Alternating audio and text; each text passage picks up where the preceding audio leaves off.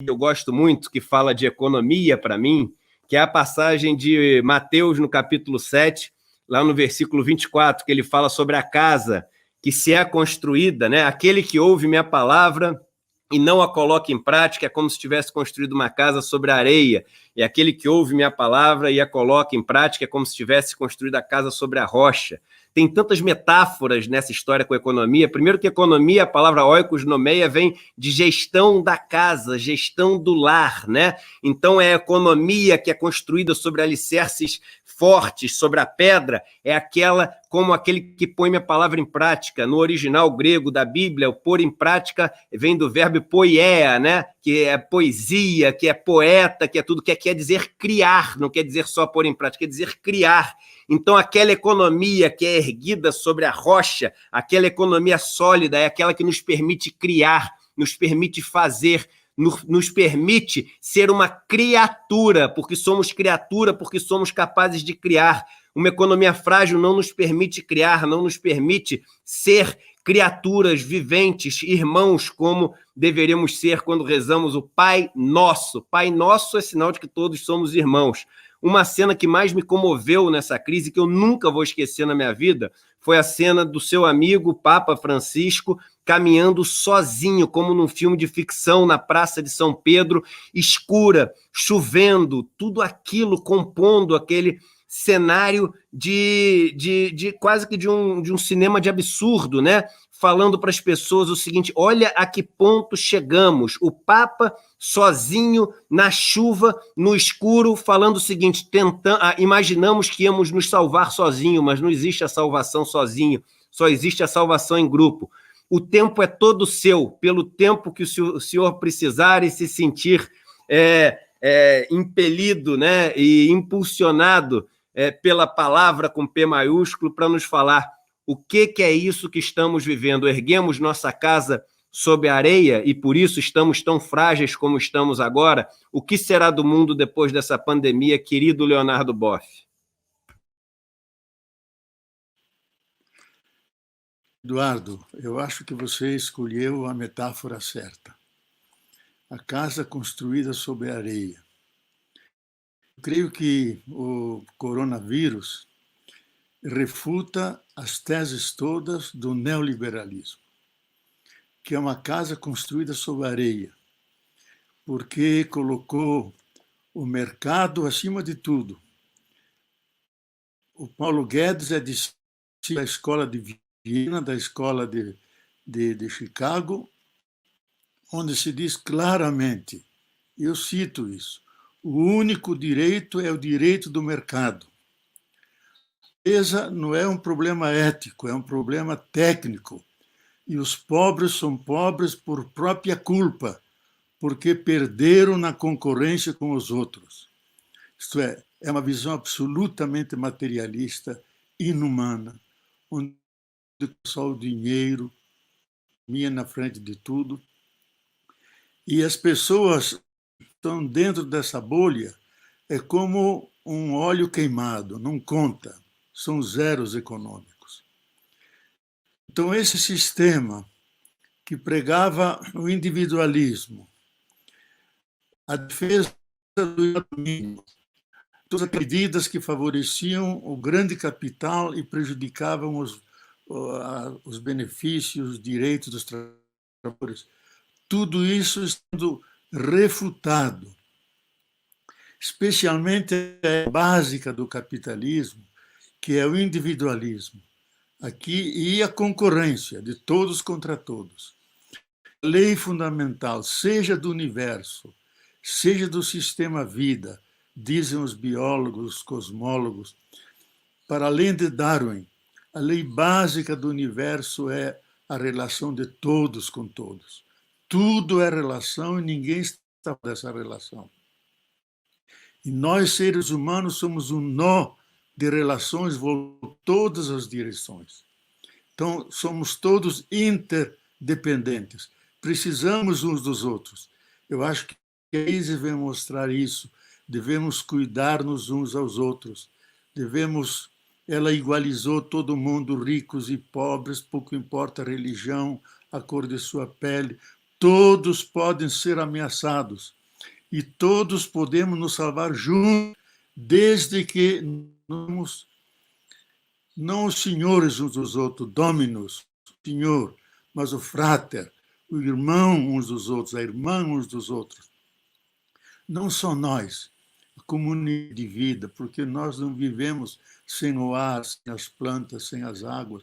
Tudo isso é a infraestrutura que sustenta a vida. Então, uma economia tem que ser biocentrada.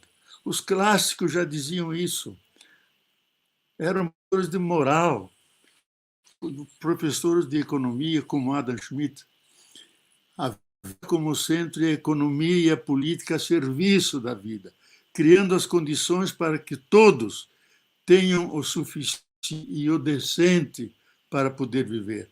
Esse sistema do capital, que criou a cultura do capital, do consumismo, da acumulação em poucas mãos, à custa de milhões e milhões de empobrecidos, esse sistema não pode continuar, porque ele está agredindo aquilo que de mais precioso temos, que é o planeta Terra, a Mãe Terra. A própria ONU definiu que o dia 22 de abril não é mais da Terra, é o dia da Mãe Terra. Eu tive presente lá na votação. Quando dizemos Mãe Terra, terra nós podemos comprar, vender, cavar. Quando dizemos mãe, nós defendemos, amamos, cuidamos, assim como nós, de nossas mães, cuidar da nossa mãe terra. Eu lamento que essas discussões são importantíssimas, especialmente essas da medicina, da tecnologia, da própria psicologia que tenta acalmar as pessoas, que nós devemos incluir a dimensão ecológica. Nós estamos dentro de uma mesma casa comum, um destino comum, e nós temos que preservar essa casa comum sem a qual nenhum projeto tem sentido. Então, se a Terra está doente, nós ficamos doentes. Nós temos que incorporar. Eu há 20 anos que estudo essa nova cosmologia. Incorporar a visão dos astronautas. Muitos deles disseram, daqui de cima, não há diferença Terra e humanidade, é uma única entidade. E o ser humano é a própria Terra, aquela porção da Terra, que começou um dia a sentir, pensar, amar, cuidar. Então, nós somos terra. Por isso, o homem vem de humus, terra fértil, significa a terra cultivável. Nós somos terra, aquela parte da terra que pensa. Só que essa parte, ela se voltou contra a própria mãe. E é o risco que essa mãe nos mandou esse vírus para que nos dê severas lições. E nós não queremos chegar àquele ponto em que ela não nos queira mais, porque somos agressivos. Como nós temos uma perna necrosada e acortada, pode ser que ela nos corte e diz, vocês agridem todos os demais seres. E ela continuará girando pelo espaço sideral, mas sem nós. Nós não queremos isso. Então nós precisamos entender que devemos tratar bem, cuidar de todas as bases, porque ela é um ser vivo e dá vida a todos os demais seres. Combina o químico, o físico, o ecológico, o cósmico de inteira, que ela sempre se auto-reproduz como vida e produz todas as formas de vida. E nós somos a mais avançada, mais sublime, onde a vida tem consciência, tem amor, tem solidariedade. E a lei básica dessa Terra e do universo, eu já disse antes, que tudo é relação. Todos estão retroconectados. Ninguém está fora da... Então, o sistema do capital isolou as pessoas, que têm e aqueles que não têm. Nós temos que reunir novamente a humanidade na mesma e única casa comum. Isso implica repensar a economia, repensar as relações novas que devemos inaugurar com a Terra. Eu acho que, para mim, a grande lição que vem dessa crise vem que tipo de relação nós vamos estabelecer. Continuar a apreensão tradicional, que é um baú cheio de recursos, de tirar infinitamente, e na direção do infinito do desenvolvimento, essa é a grande ilusão. Os recursos são limitados, a Terra não aguenta um projeto ilimitado, então nós temos que reconhecer os limites, respeitar os limites da Terra. Se nós não aprendermos essa lição, nós criaremos para que a Terra, de novo, se autodefenda, mandando-nos novos vírus, e alguns podem ser mais. Mas se nós mudarmos, tivermos uma relação pró-vida, a favor da vida, criando condições, dado, de tratar bem todos os seres que nos sustentam, que são as águas, que são os solos, que são os ares, que são as sementes e fibras, os alimentos que não sejam tão quimicalizados. Tudo isso são lições que temos de ver, que são não só uma ecologia ambiental, mas uma ecologia geral, uma ecologia política, uma ecologia da educação, uma ecologia espiritual. Isto é, o ser humano, a dimensão do espírito. Então, eu acho que é importantíssimo nós cuidarmos dos meios técnicos e da medicina. É fundamental. Devemos cuidar de ajudar psicologicamente as pessoas, aí está a psicologia. Devemos cuidar da nossa dimensão espiritual. E aqui, para não ser alguém que fala para a religião, vou citar o exemplo de Antoine de Saint-Exupéry. Todo mundo conhece O Pequeno Príncipe. E ele deixou uma carta em cima da mesa, antes de que o avião dele se precipitasse no Mediterrâneo, uma carta descoberta há pouco tempo, com o título Ao General X. Diz: o único problema que temos, o problema espiritual. Nós temos o campo do corpo, a dimensão do corpo, temos os médicos. Temos a dimensão da psique, da alma, e temos os psicólogos. E nós esquecemos a dimensão do espírito. A dimensão do espírito vive da compaixão, da solidariedade, do amor. Porque não temos isso, temos essa guerra violentíssima que está matando milhões de pessoas.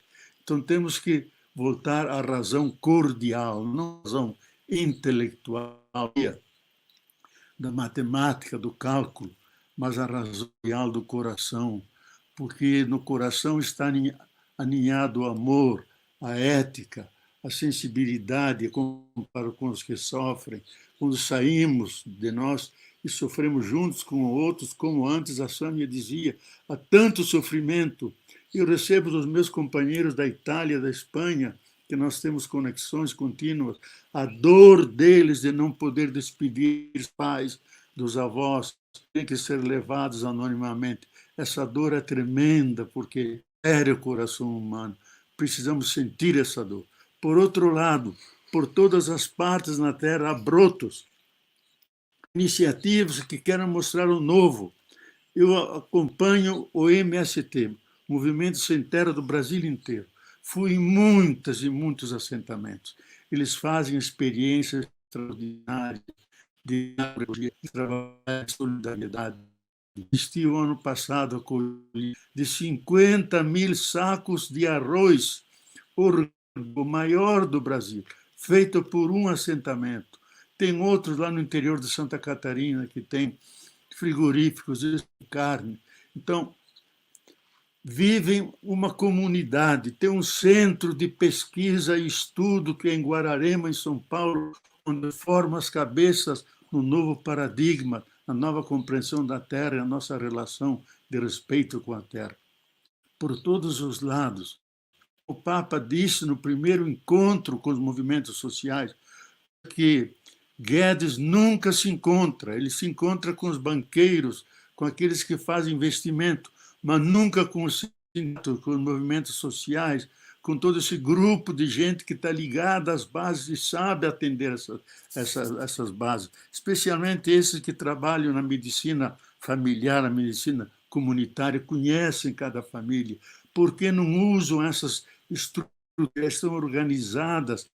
Ele só conversa com aqueles, porque pobre não conta, ele não é um consumidor, então não interessa ao sistema. Nós optamos por aquilo que eles mais...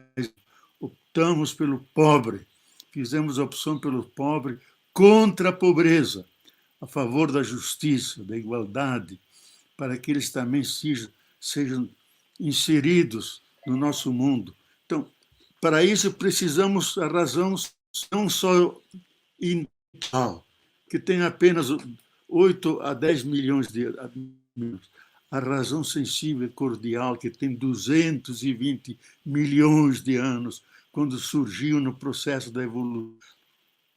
Os mamíferos que têm sentimento, têm cuidado pela cria. Nós somos mamíferos intelectuais, gente que tem sentimento. Mais do que nunca temos que desenvolver essa lógica do coração, sentimento com o outro, a solidariedade. O sistema capitalista é cruel e sem piedade. Só conhece a concorrência, a competição, nada de solidariedade, nada de cooperação. Isso que nos vai...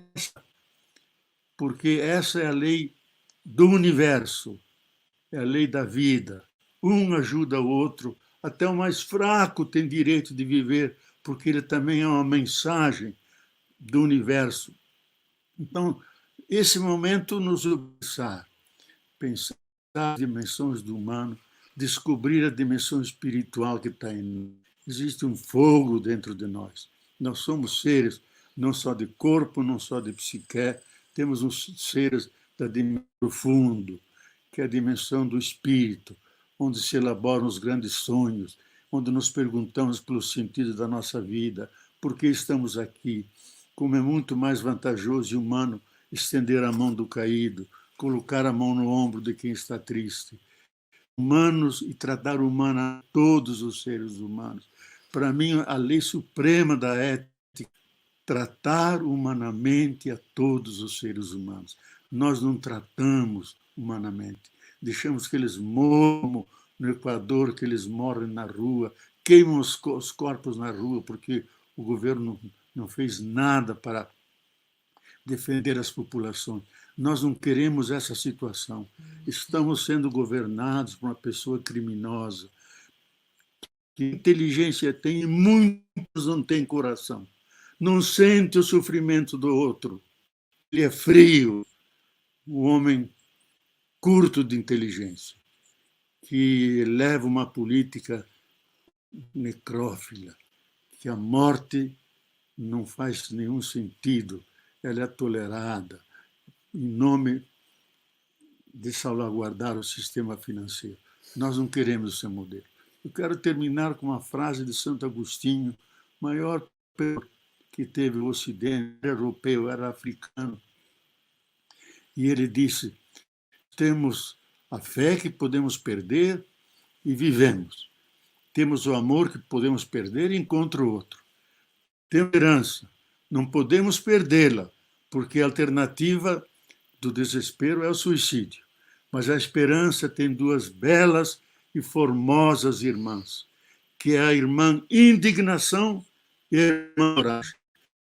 Indignação contra tudo ruim, e para transformar esse ruim em coisa boa, nós temos que nos lembrar dessas duas belas e formosas irmãs, nos indignar contra essa situação e lutar com coragem para superar essa situação na direção de um Brasil onde todos possam caber, a natureza incluída. Então nós temos que repensar um novo sonho do Brasil, essa crise que é mundial. Nos faz pensar um outro tipo de mundo, não só possível, mas necessário, e não só um Brasil que prolonga e radicaliza, mas que se refunda sobre novos valores da solidariedade, onde o centro é a vida, cultura biocentrada, onde nós podemos viver como irmãos e irmãs, celebrar a alegria de viver. A sua bênção final aqui, o senhor até breve, por favor, Frei. Bom, em primeiro lugar, quero agradecer a você, Eduardo, por essa iniciativa, todos os que participaram, dos quais eu aprendo, lendo vocês, escutando, melhora a minha própria compreensão. Mas, nesse momento, precisamos todos estar unidos. Estar unidos àquela fonte que dá o ser a todos os seres. Os cosmólogos falam que há uma energia poderosa e amorosa que sustenta o universo, a evolução, a pessoa, que nós nos podemos abrir. Chamam aquela fonte originária de todo ser, que ela está sempre aí. Nós abrirmos-nos a ela, acolhê-la, dialogar e sentirmos-nos na palma da mão de Deus. Acho que essa dimensão do profundo humano nos une, nos dá coragem. E eu quero fazer uma invocação, uma oração para esse encontro. E, Eduardo, estou sempre disponível a ajudar nesses momentos, seja com palavras, seja com alguma participação, porque um deve ajudar o outro. Devemos somar forças. Um fraco mais um fraco não são dois fracos. É um forte, porque a união faz a força. Então, ó Deus, que sois Pai e Mãe de infinita bondade, olha para a terra viva, dentro da com os teus filhos e filhas, agora sofredores, ameaçados de doença, ameaçados de morte. Nós te pedimos, ó Pai e Mãe de infinita ternura e misericórdia, olhe para nós, olhe para teus filhos e filhas, especialmente os idosos, as pessoas mais vulneráveis, que não têm como matar a fome, não têm como se recolher, que são os mais vulneráveis. Cuide deles, porque eles também estão sob risco e são teus filhos e filhas queridos. Então, abençoe a todos nós, dai-nos coragem para fazer essa travessia, que nós reforcemos a solidariedade, a compaixão, o cuidado um para com o outro, porque quem cuida ama, ama cuida. E tudo depende do cuidado, para que esse cuidado nos defenda desse coronavírus que nos ameaça. Mas a vida é mais forte. Ela, por 15 grandes dizimações, e sempre subsistiu, porque a vida não é nem material, nem espiritual. Como diz o grande biólogo Wilson, a vida é eterna, passa por nós, vai adiante, tem o coração de Deus. Deus, Pai e Mãe, abençoe a todos nós, dá-nos coragem, esperança, força para atravessar essa crise, para que possamos viver bem, com alegria, como irmãos e irmãs, na mesma grande e generosa casa comum. Amém.